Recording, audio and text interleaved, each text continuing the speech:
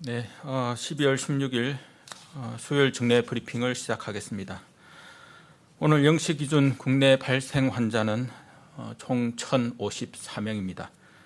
이 가운데 수도권 환자가 757명, 비수도권은 297명입니다. 어제는 12분이 돌아가셨습니다.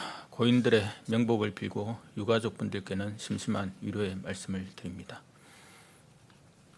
신규 국내 발생 환자 1,054명은 코로나19 유행이 시작된 이후 최대 규모입니다. 수도권을 중심으로 한 코로나19 확산세가 계속 이어지고 있고 비수도권도 꾸준한 증가세에 있습니다.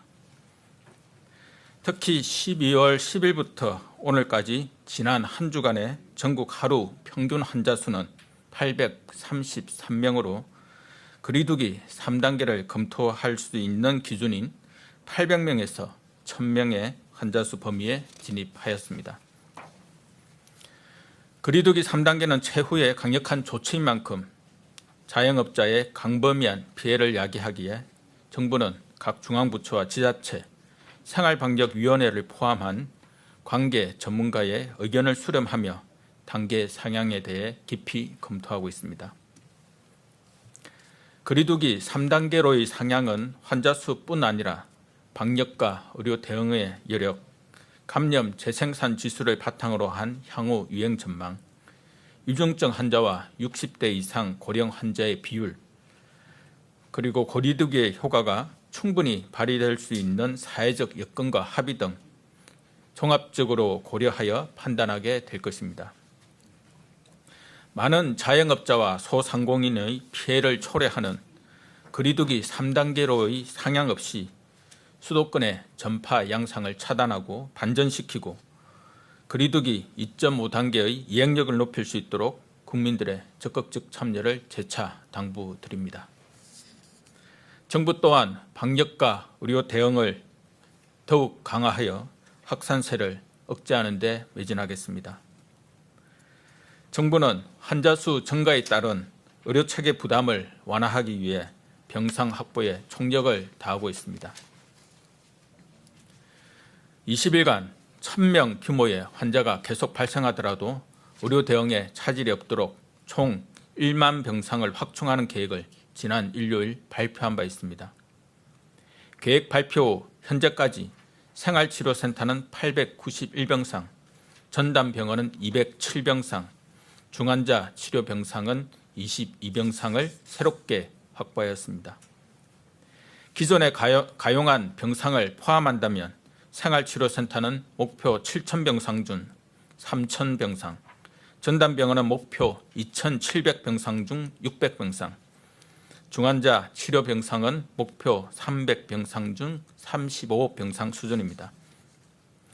이러한 노력으로 생활치료센터의 현재 가동률은 전국과 수도권 모두 51% 수준으로 낮아졌고 전담병원은 전국 65%, 수도권 77% 수준으로 관리하고 있습니다. 결과적으로 중등증 이하 환자에 대한 치료는 아직까지는 큰 문제 없이 제공하고 있습니다. 위중증 환자를 위한 중환자 치료병상도 확충 계획에 따라 신속히 확보할 수 있도록 중점적으로 노력하고 있습니다.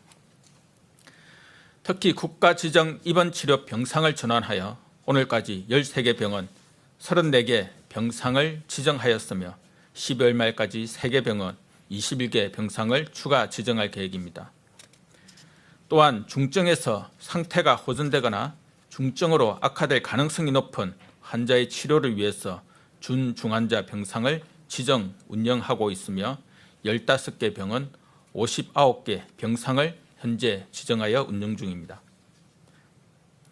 진료 현장에서 묵묵히 헌신하고 있는 의료인들과 병원 종사자분들 그리고 의료기관 등에 진심으로 감사하다는 말씀을 드립니다.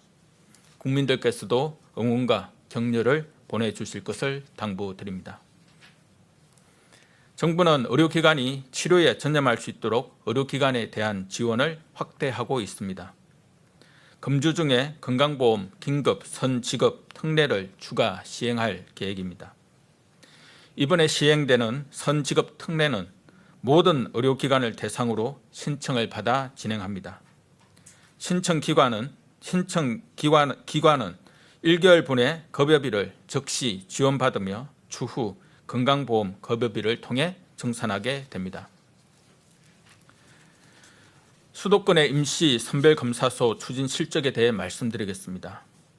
무증상 잠복 감염 환자를 조기에 발견하고 감염 확산 고리를 차단하기 위해 12월 14일부터 수도권에 임시 선별검사소를 설치하고 적극적인 검사를 확대하고 있습니다. 어제 기준으로 수도권 총 73개소를 설치 운영하였으며 약 19,000여 건의 검사를 실시하여 19명의 환자를 조기에 발견하였습니다.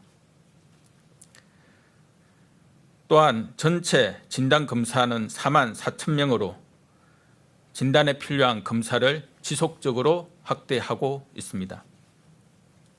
앞으로 계속 선별검사소를 확충해 나갈 예정으로 익명으로 휴대전화 번호만 제공하여 검사를 무료로 편리하게 받으실 수 있는 만큼 국민 여러분들의 검사에 대한 많은 참여를 부탁드립니다. 최근 요양병원과 시설 등 감염 취약시설과 종교시설에서의 집단 감염이 이어지고 있어 우려되는 상황입니다. 이에 따라 요양병원과 시설 등의 종사자들에 대해 PCR 선제검사를 의무화하는 등 행정 조치를 발동하고 검사 주기를 수도권은 2주에서 1주, 비수도권은 4주에서 2주로 단축할 계획입니다. 또한 필요한 경우 요양병원과 시설에서 신속 항원 검사 키트를 사용할 수 있도록 하여 의심 증상이 있는 종사자 등에 대해 신속히 확인할 수 있도록 할 것입니다. 이와 함께 지자체, 근보공단 등과 합동으로 방역관리 실태를 전수 점검할 예정입니다. 감염 경로의 상당수가 병원과 시설의 종사자, 간병인으로부터 발생하는 점을 고려하여 각 시설에서는 종사자에 대한 정상 모니터링과 방역수칙 준수를 철저히 관리해 주시기를 거듭 부탁드립니다. 최근 종교시설에서는 12월 이후 총 10건 547명의 환자가 발생하였습니다. 이들 사례를 보면 대부분 관리가 소홀한 소형 시설에서 소모임을 갖거나 시설 내에서 식사를 하고 환기가 어려운 밀폐된 장소에서 침방울이 많이 발생하는 활동을 하거나 마스크를 착용하지 않는 등 방역수칙 준수가 미흡한 다양한 위험 요인이 나타났습니다. 그간 종교계에서 적극적으로 방역에 협조하고 거리두기 노력에 동참해 주고 계신 점에 깊이 감사드립니다. 다만 소규모 종교시설 등에서 최근 환자 수가 발생하는 만큼 방역수칙이 충실히 이행될 수 있도록 더욱 협조를 당부드립니다.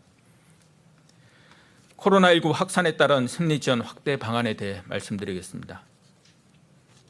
정부는 그간 관계부처 합동 대책을 수립하여 대응 인력 치유 프로그램 등 서비스와 함께 약 313만 건의 심리 지원을 제공해 왔습니다.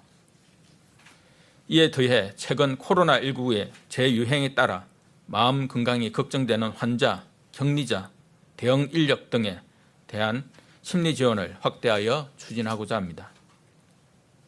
보건소에서 환자와 격리자 등 심리 지원 대상 명단을 정신건강복지센터에 신속히 제공하여 초기부터 관리하고 의료기관, 생활치료센터 등과 협조하여 환자가 우울감을 호소하는 등 어려움을 겪을 때 즉시 개입할 수 있도록 하겠습니다.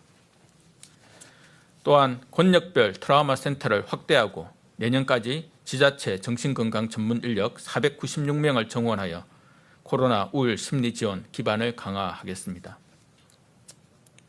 최근 코로나19 환자가 크게 증가하며 허위 정보가 유포되는 경우도 늘고 있습니다. 일례로 지난 3월 이미 허위로 판명된 가짜뉴스가 다시 모바일 메신저 등을 통해 재확산되기도 합니다. 국민의 불안감을 조성하고 방역 활동을 방해하는 허위 정보의 유포는 삼가해 주시기를 거듭 부탁드립니다. 정부는 코로나19 대응 초기부터 모든 정보를 투명하고 신속하게 제공하고 있습니다. 국민 여러분들께서도 정부에서 발표하는 공신력 있는 정보를 먼저 신뢰해 주시기를 부탁드립니다. 지금은 국민 여러분의 거리두기 실천이 핵심입니다. 이동과 만남은 잠시 멈춰 주시기를 부탁드립니다. 집에 머무르며 이동을 최소화하고 모든 모임과 행사는 취소해 주시기 바랍니다. 그 어떤 장소와 만남도 코로나19의 위험에서 예외가 될 수는 없습니다. 증상이 있거나 조금이라도 의심스럽다면 반드시 검사를 받아 주십시오. 신속한 검사만이 본인과 가족 그리고 이웃과 공동체를 지킬 수 있습니다. 마스크는 정확히 착용해 주시고 실내에서도 예외 없이 항상 마스크를 써 주시기를 바랍니다. 이동과 만남을 멈추고 검사를 받고 마스크를 쓰는 작은 노력들이 우리 모두의 일상을 지킬 수 있습니다.